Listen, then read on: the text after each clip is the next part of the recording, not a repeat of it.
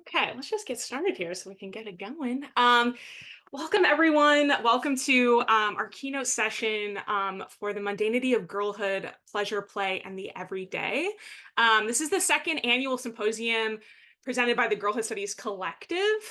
So my name is Hallie Singh. I'm a PhD candidate at Rutgers, and I'm joined by my co-founder of the collective, Eve Feynman. And we're so happy to welcome you to the session. Hi everyone. My name is E. I'm a doctoral student at the Department of Childhood Studies in Rutgers University. And we are super thrilled to have Dr. Ashleigh Greene-Wade as this year's keynote, and also super thrilled that that conversation is going to be moderated by our department's postdoc, the very wonderful Dr. Destiny Crockett. Yeah, and so I'm going to read Dr. Crockett's bio and then we'll get started. So, Destiny is a scholar and artist and a postdoctoral fellow of racial justice and childhood studies in the Department of Childhood Studies at Rutgers Camden. She earned her PhD in English from the University of Pennsylvania and a BA from Princeton University. Her work on Black feminisms, archives, Black girlhood, and African American women's literature appears in Resources for American Literary Study, as well as Polity, Visual Arts Research, and the Girl Museum blog. Dr. Crockett is also a mixed media artist, supported as an incubator through the Color Girls Museum, and a poet. So it is my pleasure to turn this over to Dr. Crockett. Thank you, Allie. Happy to be here today. I'm going to go ahead and introduce Dr. Greene-Wade, who I'm really excited to hear from. So Dr. Ashleigh Greene-Wade is an assistant professor of media studies and African American studies at the University of Virginia. Broadly speaking, her work traverses the fields of Black girlhood studies, digital and visual media studies, Black feminist theory, and digital humanities. Dr. Wade has a PhD in Women's and Gender Studies from Rutgers University and is an alumna of the Carter G. Woodson Institute for African American and African Studies Fellowship Program. Her work on Black cultural production appears in Cultural Studies, The Black Scholar, Camera Obscura, Feminism, Culture, and Media Studies, Visual Arts Research, Women, Gender, and Families of Color, and National Political Science Review. Wade's debut monograph, Black Girl Poetics, Agency and Possibility in Everyday Digital Practice, explores the role of Black girls' digital practices in documenting and preserving everyday Black life. You can order your copy today at Duke University Press, and there's a discount code on Dr. Wade's page on the Girlhood Studies Collective website. One other thing I want to mention that we didn't have in the bio is that Dr. Wade's first book got a Scholars of Color First Book Award from Duke University Press. So yeah, just wanted to put that out there and say that. All right, Dr. Greene-Wade, let's hear from you. Thank you so much, Destiny, for that wonderful introduction. And thank you to Hallie and E for an opportunity to do my very first keynote. And so I'm really excited to be here, to be a part of this symposium. And also Rutgers Camden Childhood Studies holds a special place in my heart. So I really appreciate you guys for having me here today. I'm going to just share my screen really quickly. I meant to do that before I started talking, but did not do that.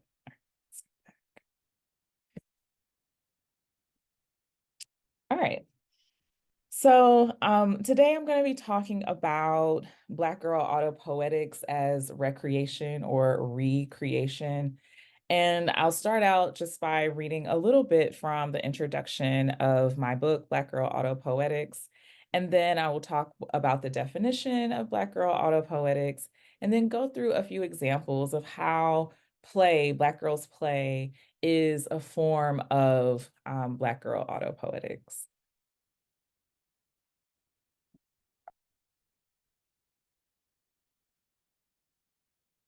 So I'll start with the introduction, or an excerpt from the introduction. November 24th, 2016, I was back home in Kinston, North Carolina, visiting family for Thanksgiving at my maternal grandparents' house. the house that has been the center of our family functions since it was built in the 1950s. This Thanksgiving, it was unseasonably warm, even for Kinston. But the warmth was not the only unusual thing about that day. This particular Thanksgiving was the first one any of us had celebrated without our family matriarch, my grandmother, who had died unexpectedly a couple of months before. So the mood was heavy as we were still navigating the newness of her absence. As the day progressed, we eased into our normal traditions, the prayer, the meal, the conversations, the laughter. As much of a staple as the turkey, post-dinner activities involved the grown folks sitting in the kitchen talking, while the children, 5 girls ranging in age from 6 to 12, played outside. After being outside almost all afternoon, the girls came in to show us what they had been doing all day, making a video on Triller. The song they chose as the backdrop for their production came from the viral You Name It meme, which featured an excerpt of Shirley Caesar's Hold My Mule set to a hip hop beat. Each girl had a part, and the oldest one edited the video to make the choreography flow seamlessly with the lyrics of the song in the background. Aside from thinking the finished product was incredibly cute, the video intensified my growing interest in the mundane nature of digital technologies in the lives of children living in the United States, and how the ubiquitous nature of these technologies shapes what it means to be a Black girl in this moment, a moment in which Black girls do not have to wait for magazines and television networks and film production companies to produce the media they want to see. In fact, Black girls have the tools at their disposal to produce their own media, creating media as play, as communication, as an outlet. I would eventually come to understand what my cousins created, along with the digital content of hundreds of other Black girls, as a product of Black girl autopoetics.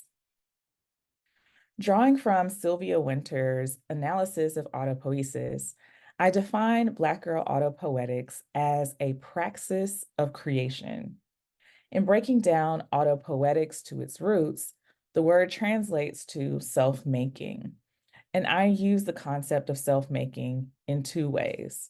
First, Black girls making themselves or making their subjectivities, and then Black girls staking claim to a creative process that is their own. I define Black girl autopoetics as a praxis of creation because it encompasses how Black girls invent and reinvent cultural products, spaces, and discourses in their subjective formation and expression. As a tool of creation and preservation, Black girl autopoetics empowers Black girls to construct narratives of their everyday experiences. Their digital content, especially on image-based platforms, often functions as evidence of their social interactions. And it's also a way for Black girls to show their lives. As a technology of making, Black girl autopoetics is both theory and praxis. And Black girls' digital practices elucidate the layered textures of Black girls' creativity. At the surface level, at the surface or a material level, the girls created the video, my cousins created a video that they could save, share, and replay. Another level of creation in their video is a spatial one, which makes sense given that Black girlhood is an inherently spatial formation. Black girls' very existence and survival depends on their negotiations of space within and against sociocultural contexts that demand they take up as little space as possible. The theoretical intervention that my work makes into conversations about Black girls' spatialities lies at the exploration of what Black girls' digital media practices reveal about the materiality and spatiality of the digital. Spatially, the video not only occupies bytes within the storage capacities of Triller and the cloud, but it also incorporates how the girls manipulated the physical space of the backyard to stage the video, find props, and create a plot. The spatial configurations of my cousin's video also leads to a temporal analysis. And even though the girls had no way of knowing that they were doing this, they created an intergenerational loop of nostalgia. My first cousins, their moms, and I spent countless days playing in that same backyard as children. Of course, we didn't have cell phones to aid in our play. The only props we had were the occasional magnolia leaves that we filled with dirt to create pretend hot dogs for our imaginary restaurant. And don't worry, we didn't actually eat them. But despite the differences between our tech absent hot dogs and the digitized play represented by their Triller creation, my cousin's video transported their mothers and me back to our childhoods. In creating their own memory of the day, the girls connected their elders to our memories of playing and making as little girls, as little Black girls. Along with material and spatiotemporal creations, the girls also created a discourse about the relationship between digital technologies and play.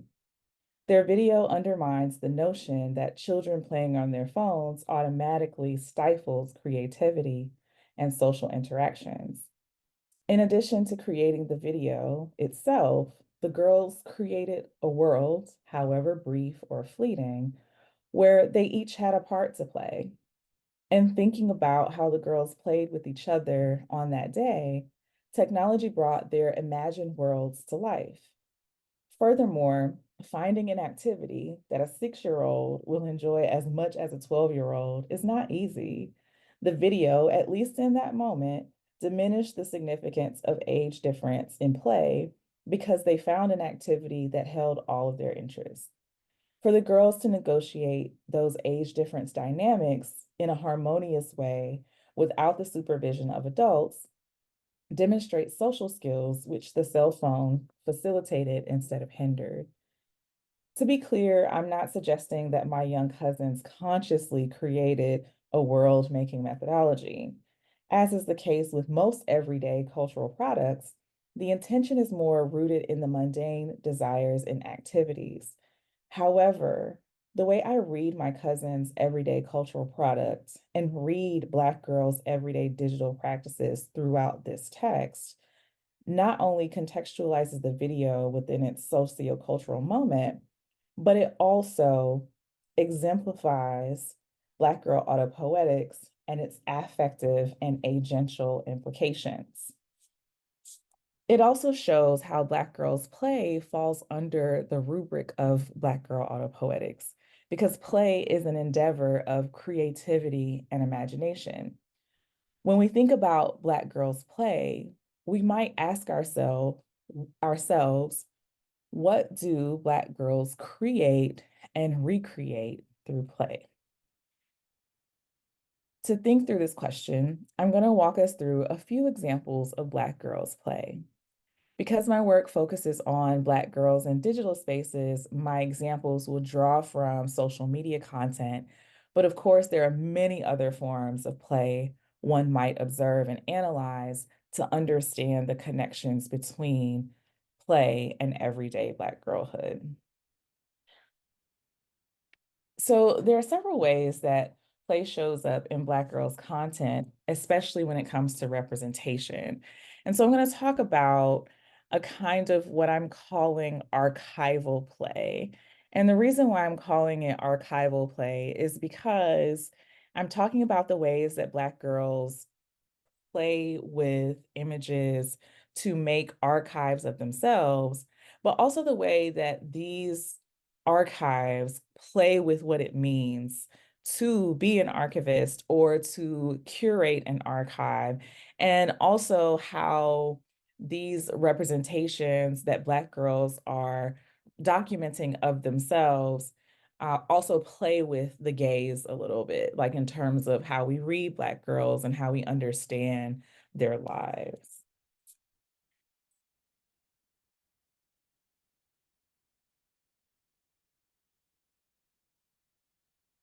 The everyday experiences, the everyday experiences of Black girls can illustrate their confrontations with institutionalized oppression. One of the coping tools available to them comes from the friendships they form. Despite the wide range of personalities among the girls with whom I interacted on social media, friendships showed up in each girl's digital content, at least occasionally, with some girls seeming to only post pictures or videos with their friends. Whether these friendships developed at school, during extracurricular activities, or online, their centrality within Black girls' digital media production signals their importance for how Black girls both experience and navigate their social worlds. Many of the pictures featuring girls with their friends take on a variation of the selfie. In these types of pictures, two or more girls stand together, sometimes posing in front of a mirror, making silly faces and or showing off new clothes. Um, the content showcasing friendship is not limited to still photography, and a large number of Snapchat and YouTube videos feature friends playing together. In addition to playing on Snapchat and YouTube in general, challenges and tags also provided an opportunity for Black girls to demonstrate different types of play. And one example of this is the Whisper Challenge. And this challenge is one that tests best friends' knowledge of each other by asking one person, like one friend, to listen to music through the headphones while trying to guess what their friend is saying.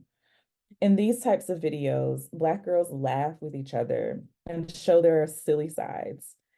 These displays of playfulness, particularly in the context of friendships, allow Black girls to contradict early adultification and undermine stereotypes about Black girls being mean and aggressive. Early adultification refers to a condition in which Black girls are likened more to adults than children, and the inability to see Black girls as children with innocence worthy of acknowledging and protecting makes Black girls more susceptible to violence and other forms of physical and psychological harm. So, given the material consequences of early adultification, these displays of playfulness serve as reminders of Black girls' childhood. Through these images of friendship, Black girls engage in creative praxis in several ways. Beyond the images themselves, Black girls are creating counter narratives about the nature of adolescent friendships among girls.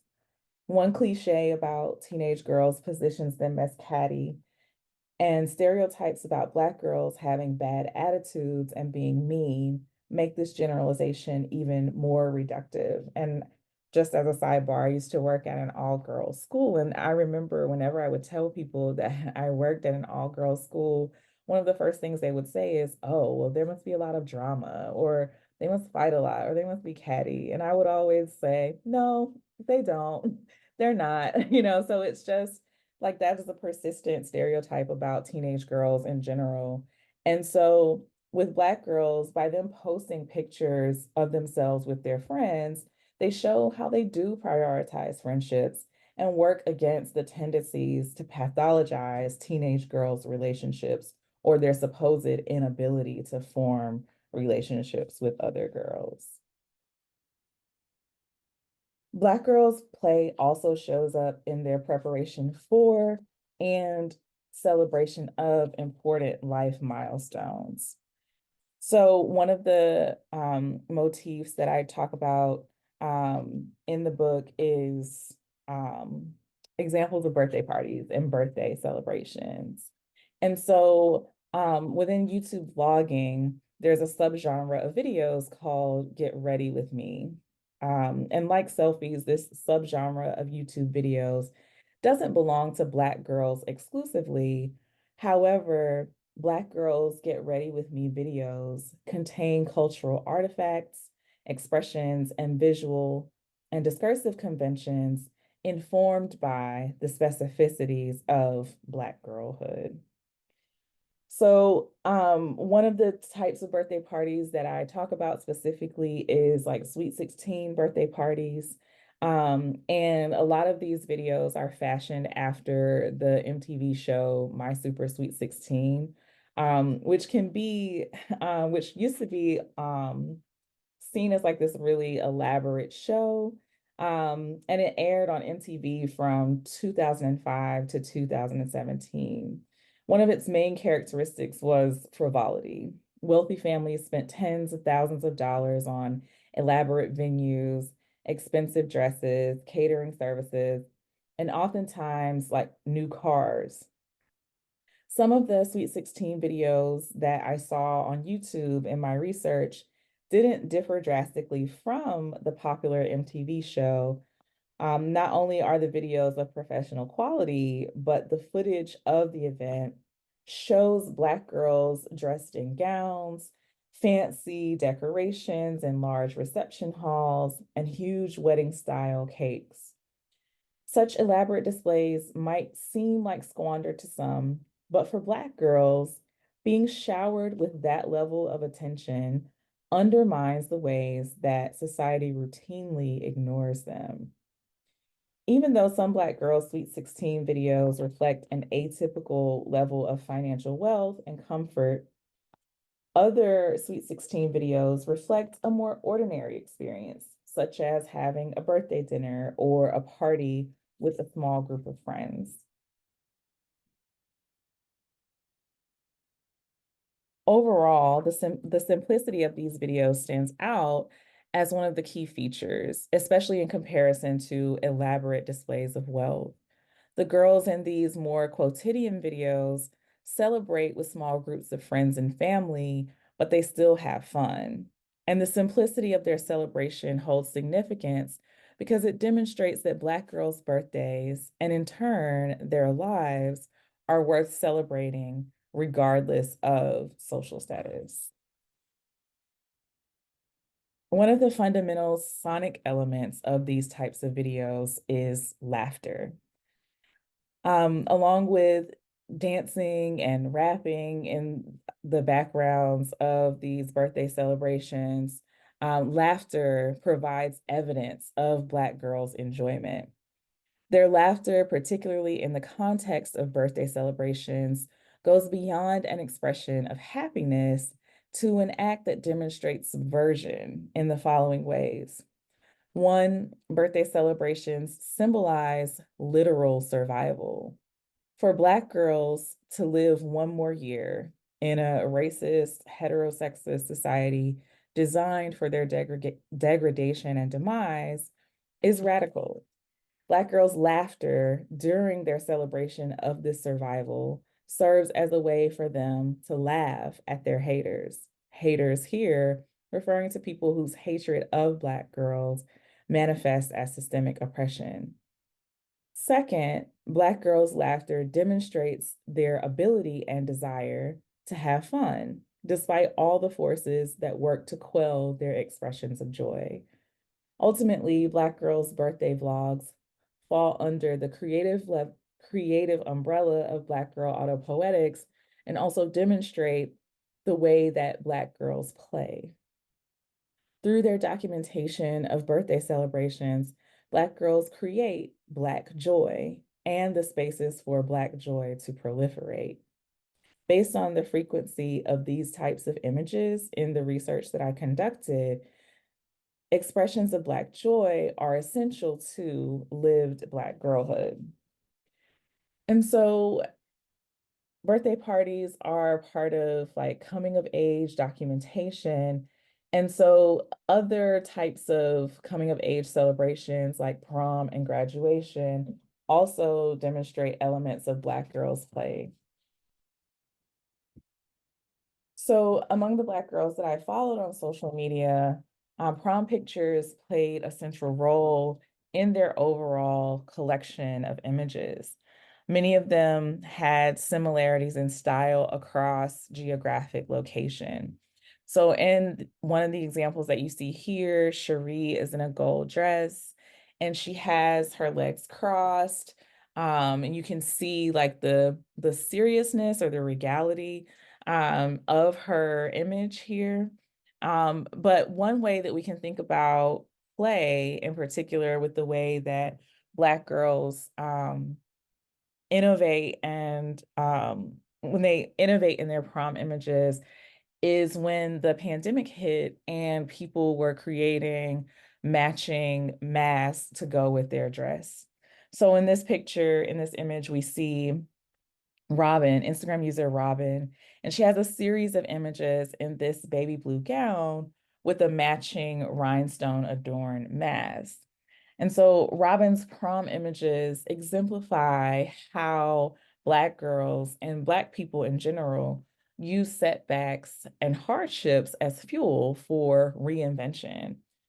In this case, instead of letting prom cancellations interfere with the milestone of prom, Robin upgraded the conventions of prom imagery to reflect the specific moment. Black girls' prom selfies also show how that they can be fancy and feminine. And it's important not to impose femininity onto Black girls, but feminine presentations within the prom images that I came across offer a potentially subversive contrast to how white supremacy excludes Black girls and Black women from the concept of femininity altogether, which creates both a conceptual foreclosure, but that also has material consequences for how people treat Black girls. And certainly not all Black girls desire to be feminine, but for those who do, their embodiment in their prom pictures contributes to a portrayal of Black girlhood that contradicts the relegation of Black girls to an inherently unfeminine category. Not only do Black girls' prom images show that they can be formal or dainty, but they also show how Black girls play with what femininity looks like, and that they have their own definitions of what feminine elegance is. So things like slicking down baby hairs or picking out Afro puffs or posing on certain types of furniture all reflect Black girl beauty standards and aesthetics. Another way that we can think about Black girls play in prom images is through elements of whimsy. So Black girls' propensity for whimsy is often drowned out by early adultification and disproportionate criminalization. In prom images, we see Black girls' playful sides when they're taking pictures with their friends, and when they're doing behind the scenes videos, like the Get Ready With Me videos. Black girls get caught up in the fairy tale like connotation of prom, just like other teenagers. But people often associate the whimsical elements of Black girls playing with makeup and dressing in fancy clothes as them being grown or adult like. Even the prom pictures that I encountered, even though the prom pictures that I encountered during my research featured mostly feminine presenting Black girls, the concept of whimsy also applies to masculine presenting Black girls and non-binary teens. And in some ways, the idea of whimsy is even more significant when we think about masculine presenting Black girls because it demonstrates a form of non-toxic masculinity. Ultimately, Black girls' prom images encapsulate the reinventive qualities of Black girl autopoetics through their displays of creativity and through reorienting us to their humanity. Another special occasion that Black girls documented frequently in their social media archives is graduation.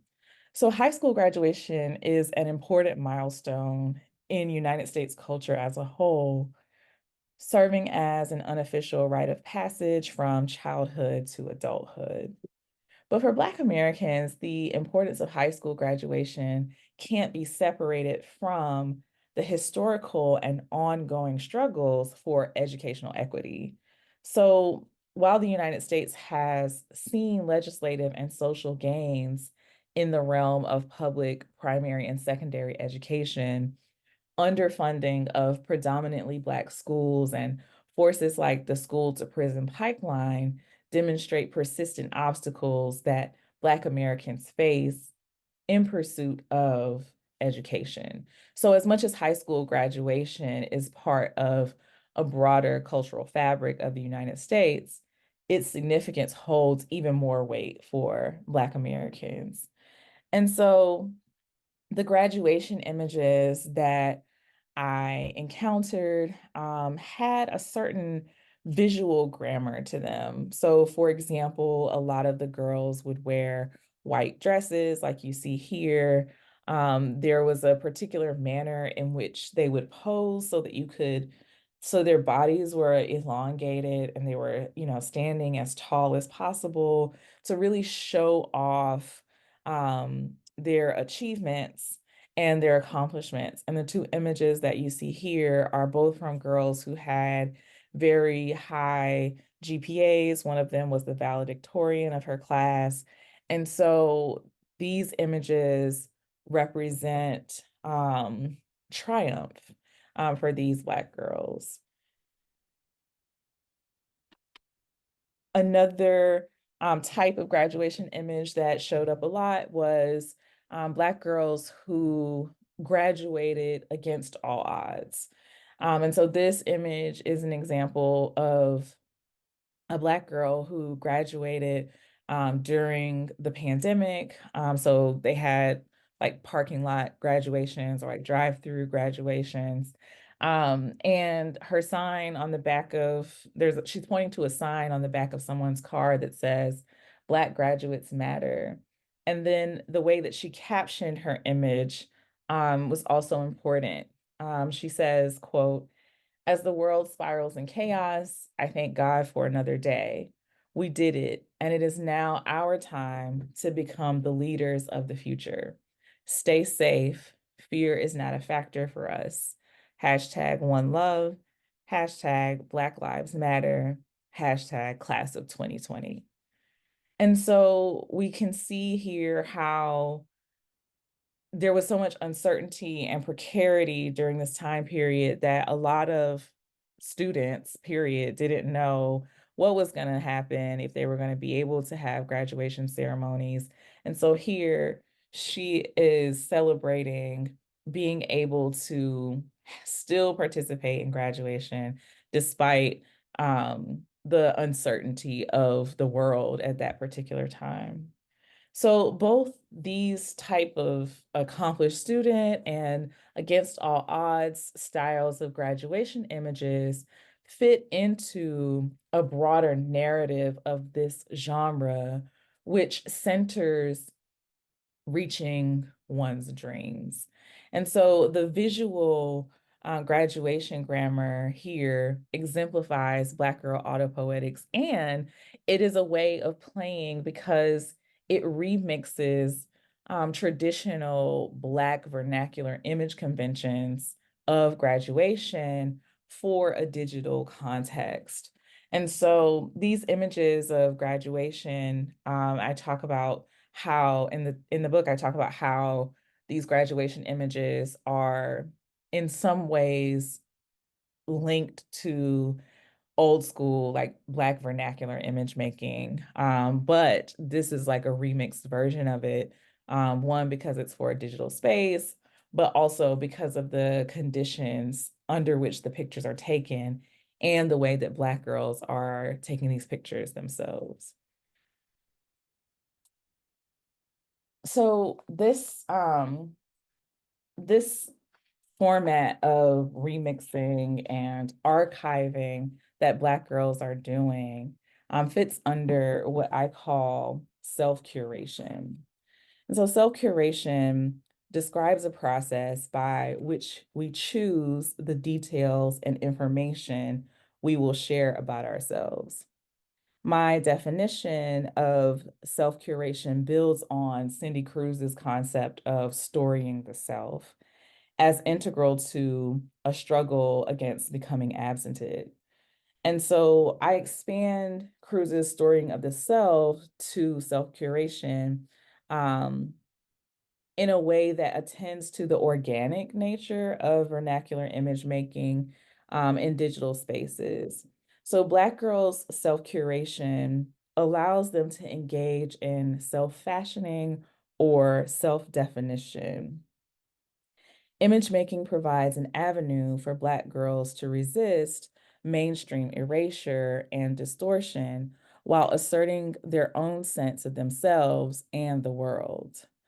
While Black girls' self-imagery stems from their lived experiences in the present, like many other aspects of Black girls' digital practices, their self-curation also connects to a history of Black people striving to define themselves within and against white supremacist sociocultural contexts that render Blackness inhuman.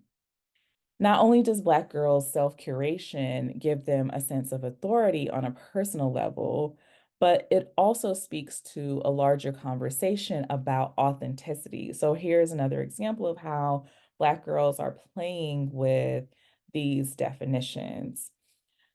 Um, the way that Black girls' self-curation challenges the concept of authenticity is because of the presence of performativity or the possibility of performativity within their image.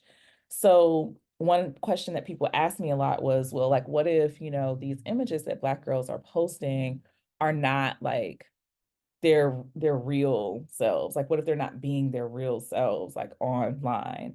And my response to that is that the digital self is not necessarily an unreal or inauthentic self, but instead it's a presentation of a particular reality or set of realities toward a certain goal or set of goals.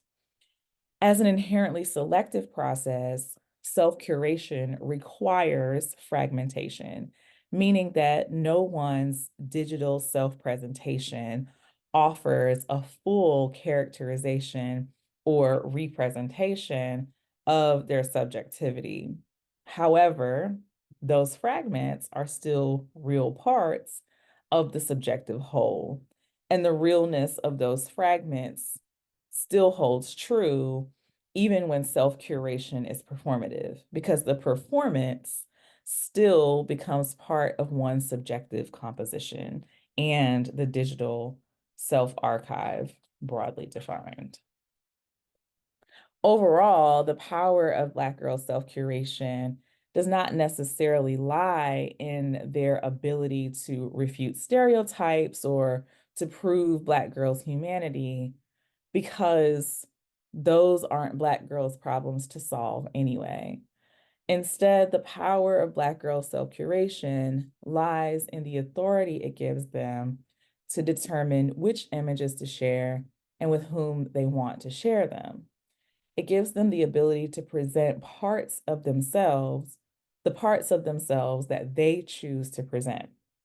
And creating this authority within and against disempowering social context speaks to one of the many ways that Black girls enact Black girl autopoetics through their digital content.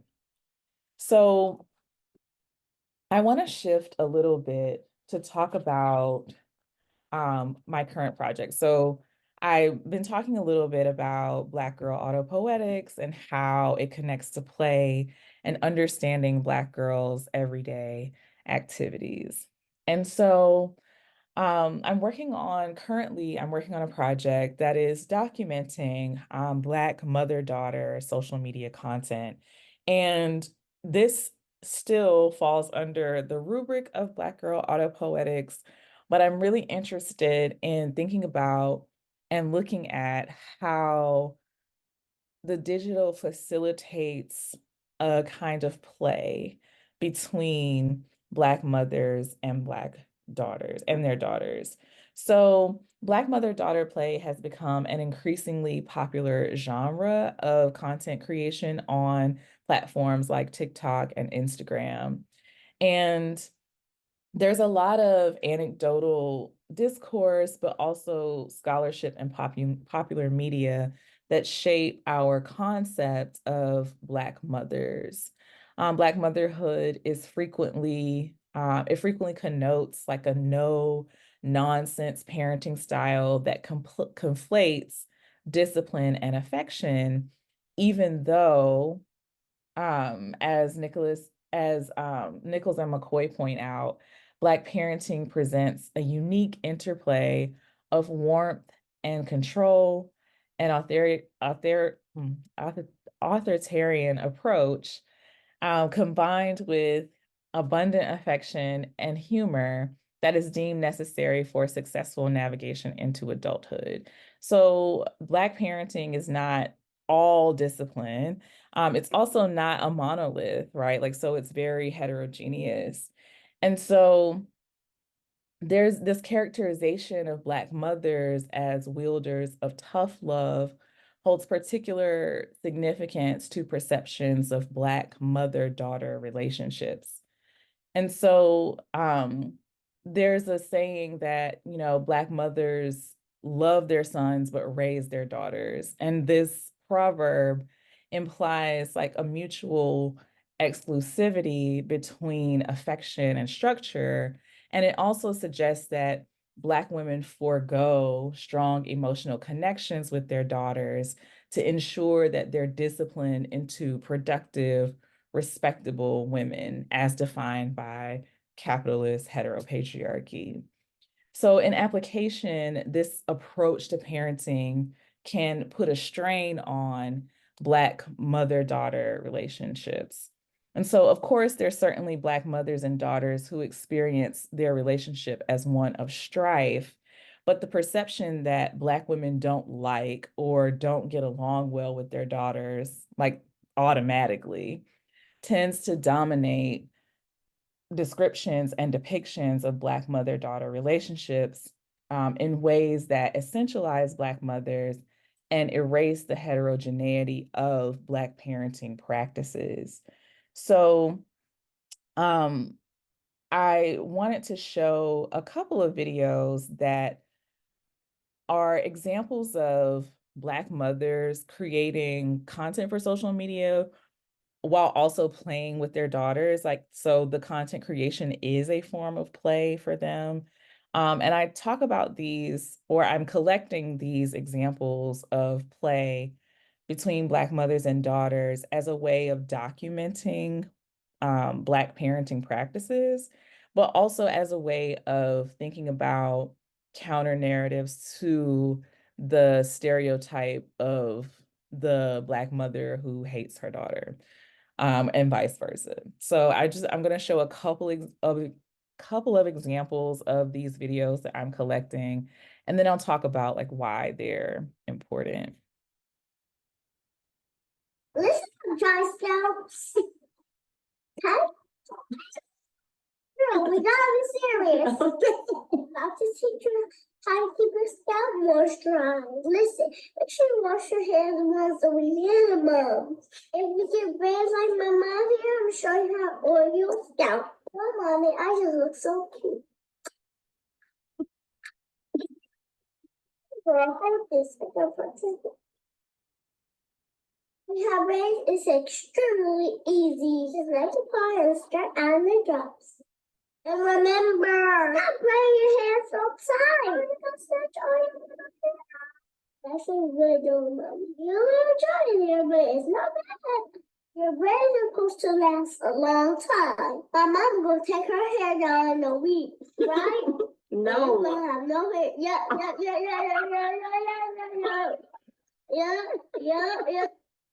So in this video, so this is a video of Jade and Carrie Garner. And if any of you follow them on social media, Jade is actually, I think she's 8 now, but they've been making videos together since Jade was a baby, like 7 months old.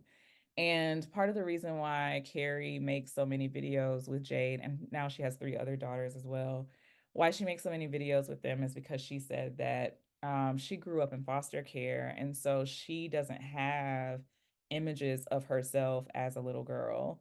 And so she wanted to make sure that her children didn't have that same kind of absence of nostalgia. Like as when they got older, they could look back on images of themselves.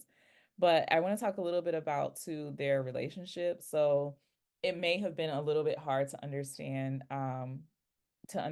what Jade was saying, but so she's playing around with her mom and she's also like making fun of her a little bit at the end when she says like that she's not going to keep her braids in long and then she's not going to have any hair. And so this is the way that a lot of their videos are. So they like play around with each other, they laugh, like they make fun of each other like in a joking way and laugh at that. And so they're building a kind of relationship that is also a friendship, not in the sense of like friendship thinking that they're peers, but just friendship in terms of like Carrie showing Jade like what a healthy friendship looks like, and showing Jade that like they can be close. They don't have to have a relationship that is characterized by strife and conflict. And so a lot of their videos are like this. And like I said, she has 4 girls now. And so she makes videos with all of them. She does individual videos with some of them, and then they do videos all together. But I think that for her, the role of play is important for the way that she connects to her children. And so that's just one example. Another example Let's just is from another content creator named Jessica, and she does videos with all of her children, but particularly her daughter Shalonda. So she has 5 children. Shalonda is her only daughter. And she started making these like wig review videos as kind of a joke, but then people started sending her wigs to try on her 1-year-old. And so it became a way for the two of them to play together. What's up, guys? So Misha back with another wig review.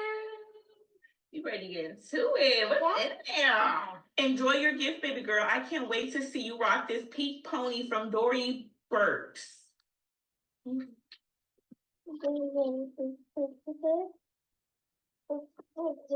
has ears. It's still having to wear pink today, too. Shalani, you gotta sing the theme song now. My little pony, my little pony.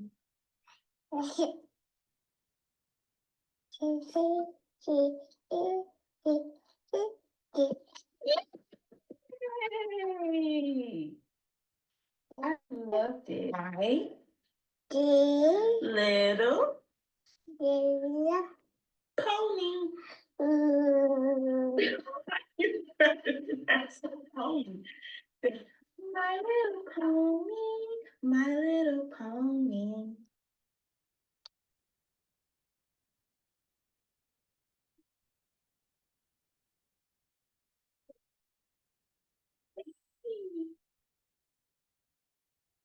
So Jess talks about how she started creating these videos because after she had Shalonda, she was experiencing postpartum depression. And so this was a way for her to, one, share that with other mothers on social media and create like a community of support, but also as a way for her to work through that postpartum depression by forming a strong relationship with her daughter. And so these videos, she has like a lot, hundreds of these wig reviews, but Shalonda is a little bit older now, so they don't do the wig reviews as much, but she still posts videos of the two of them playing together in other ways. And so as Black mothers parent under conditions of material and representational misrecognition, there's an ongoing tension between efforts to mold the institution of Black motherhood to benefit systems of race, gender, and class oppression, and efforts by Black women to define and value their own experiences with motherhood.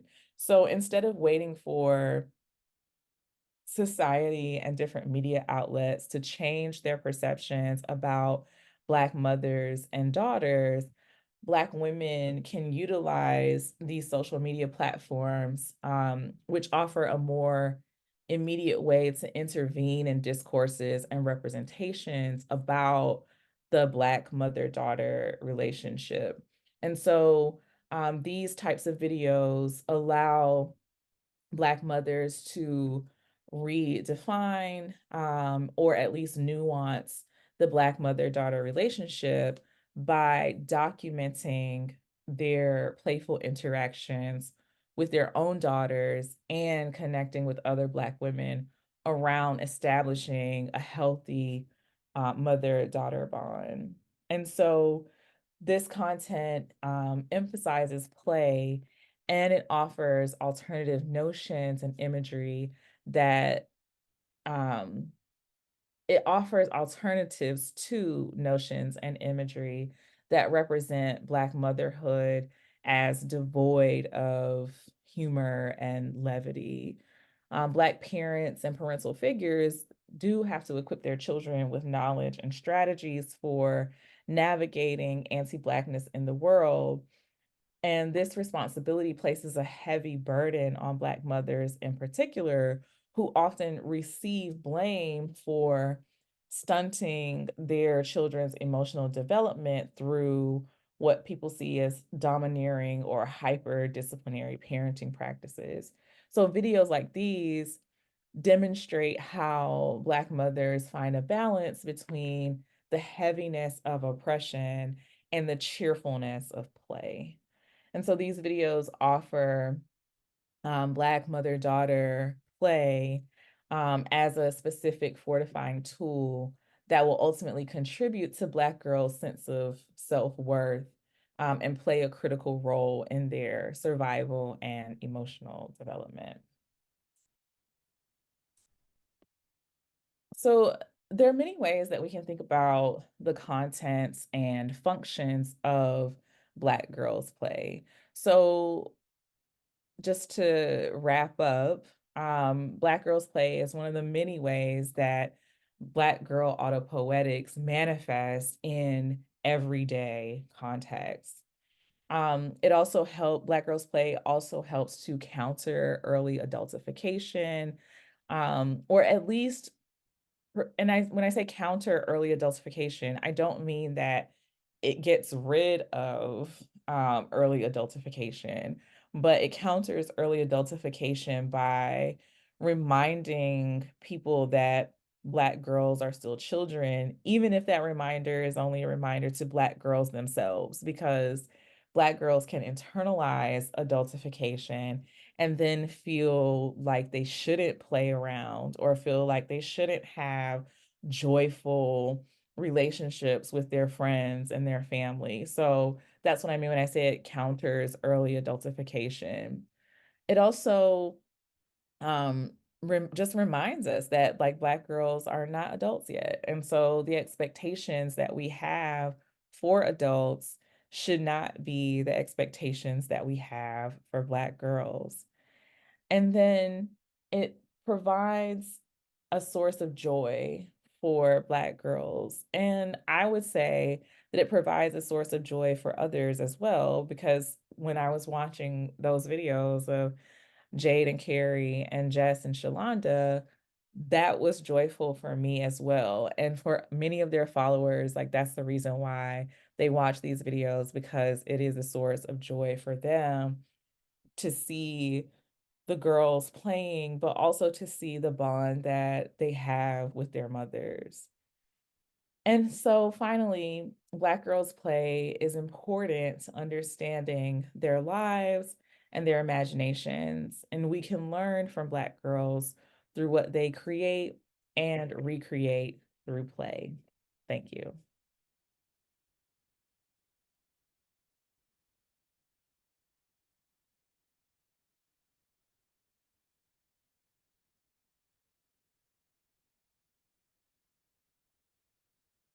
Okay, thank you so much for this, Dr. Wade. I'm gonna ask that people put their questions in the chat, but for some reason, why can I not see the chat? Um, is there a reason I can't see the chat? Is it just me? Let's see. I think sometimes if you expand your window a little bit, I think it might pop up on the bottom. Oh, and then Shauna says it's under more. Okay. Um, okay. Thank you, Shauna. All right, so I'm going to ask for people to put their questions in the chat, but first I'm going to be stingy and start with a question of my own. So I appreciate your use of maybe the term archive, but maybe more specifically the concept of archive. So can you talk a little bit more about your engagement with Black girls archiving? And I'm curious about this because across Black girlhood studies, usually the concept archive is used alongside the concept of lack, or where it's like silence, or Black girls sort of being left out of the archive. But that's not really the angle that you're coming at sort of like Black feminist archival theory with.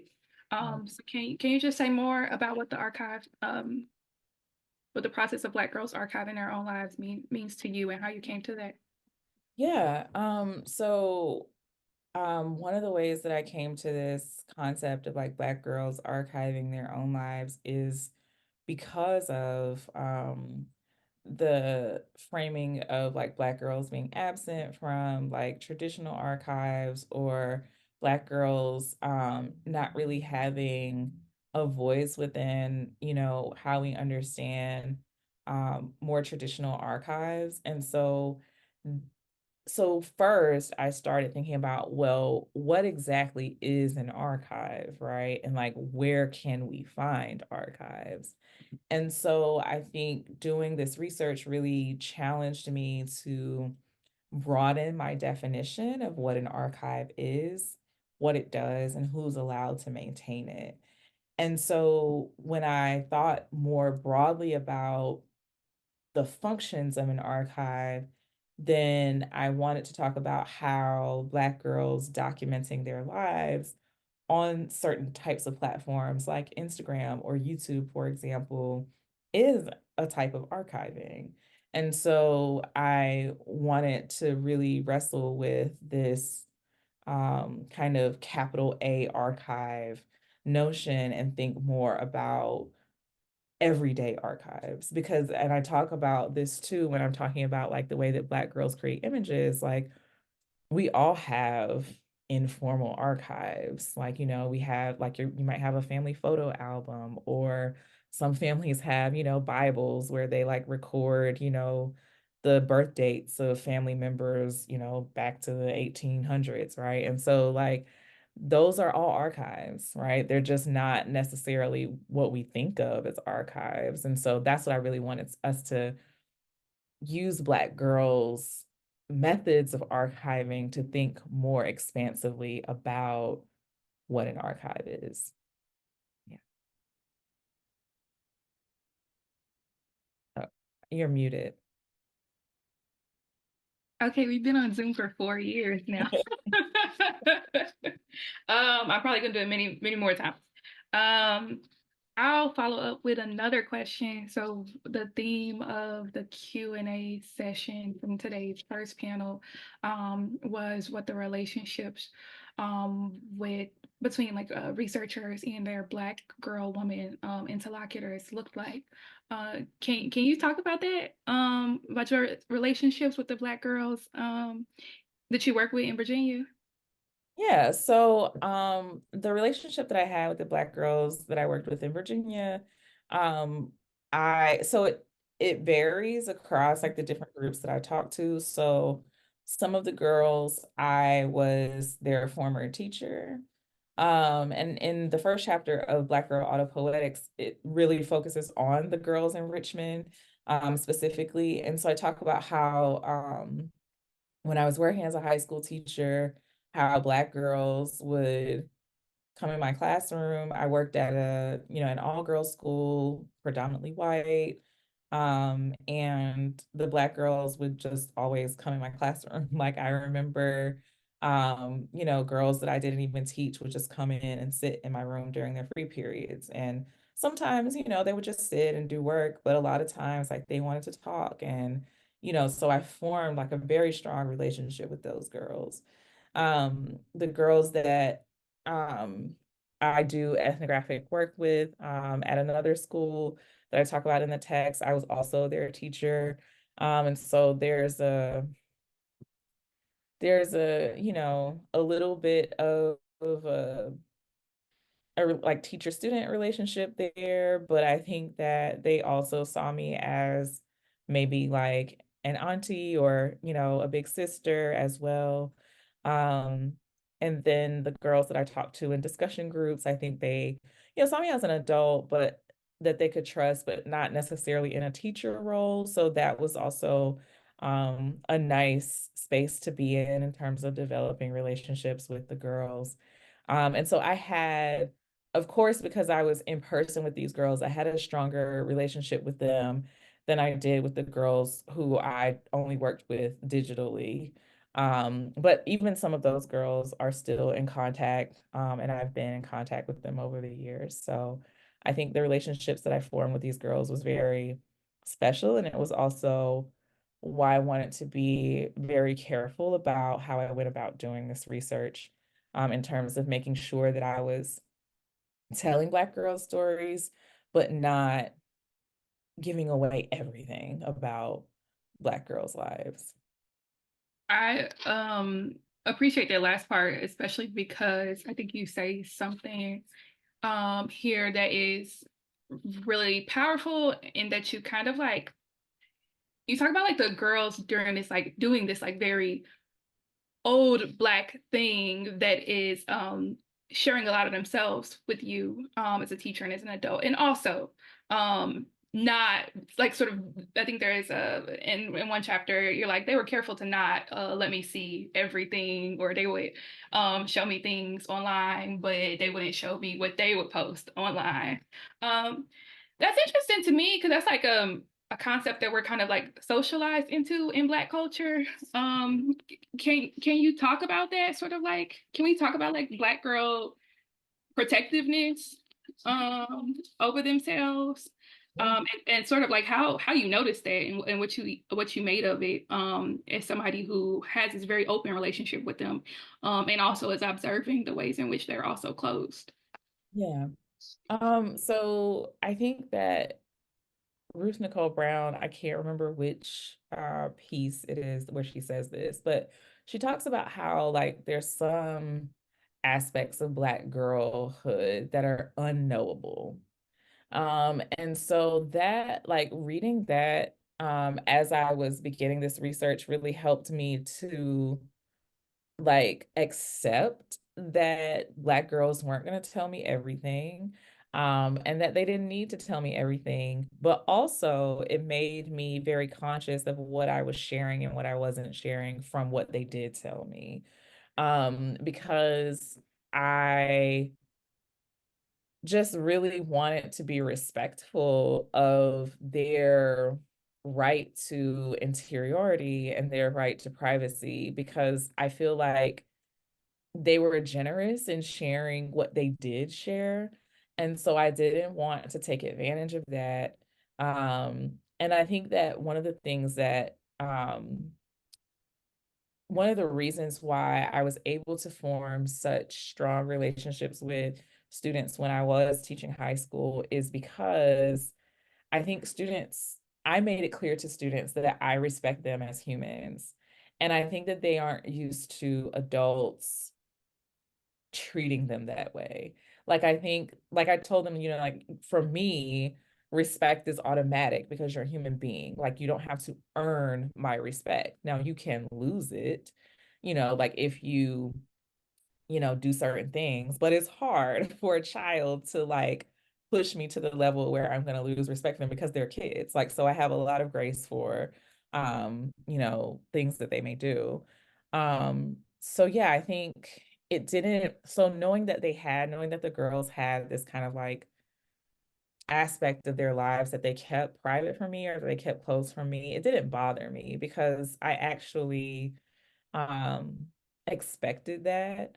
And I think that that's just part of, like you said, it's part of Black culture. It's also part of adolescence. Like, you're not going to tell an adult everything about your life, like even, the adults that you're the closest to, because you just, want to maintain something for yourself. And I think we all have that sense of like just wanting something for ourselves.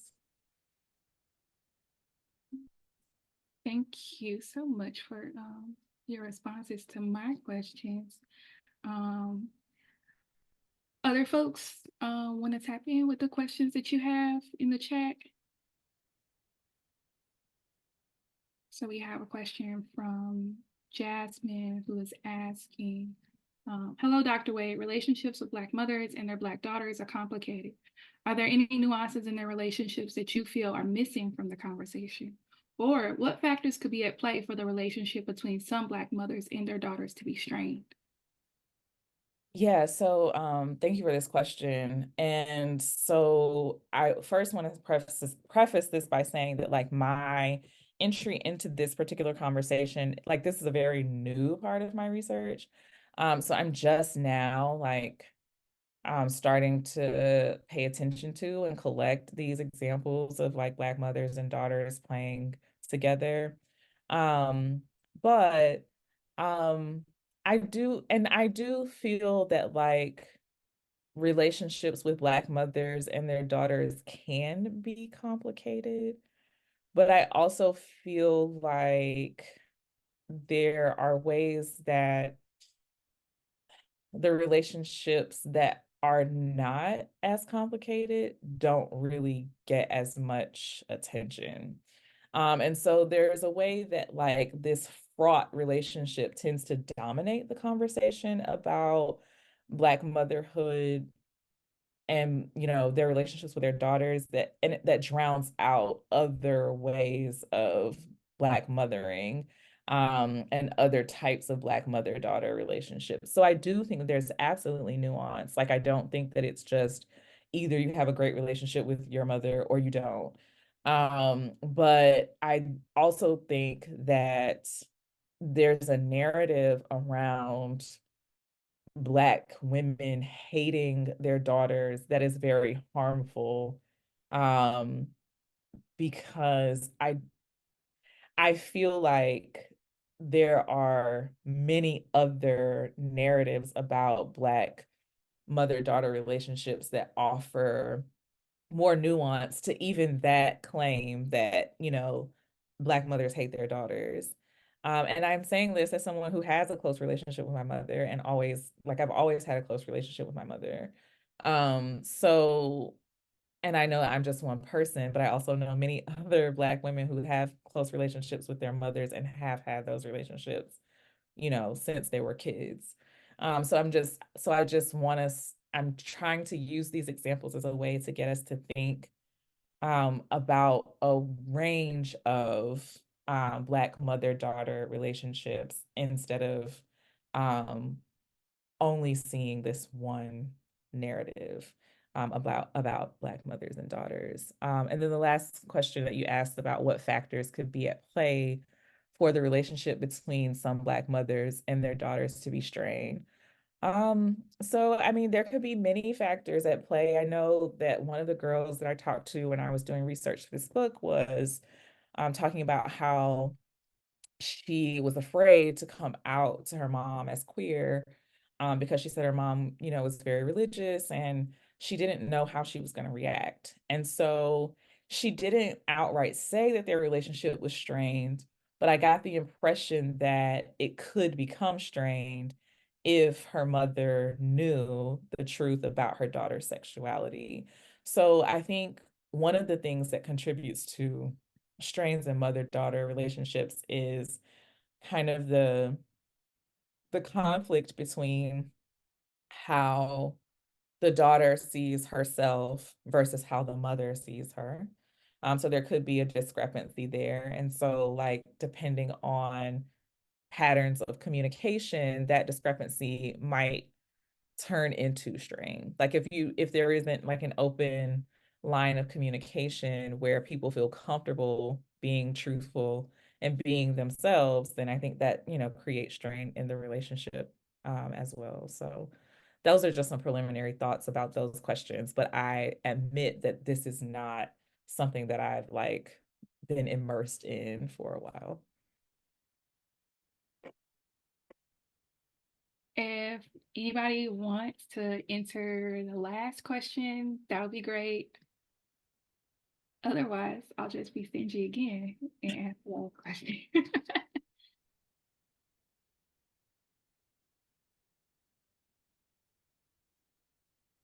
How do you decide what you, ooh, okay. So one question is, how do you decide what you want to focus on in terms of being in the conversation of African American studies or the intellectual tradition that is African American studies?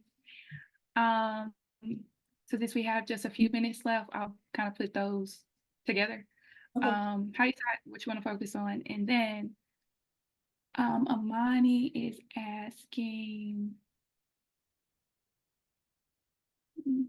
Dr. Crockett, I appreciate your conversation of how the framework of innocence may not always be tenable for Black girls' experiences of girlhood and urges us to think beyond the frame of innocence. I would love to hear more from both of you about how you see Black girls disrupting particular aspects of childhood and being, like femininity and innocence. Secondly, what implications do you feel this could have on the field of Black girlhood studies at large? Do we have to end at exactly 6? Because that's only 3 minutes. Oh, no. So take all the time you want. No problem. Yeah. Oh, Yeah. okay. Good. Totally good.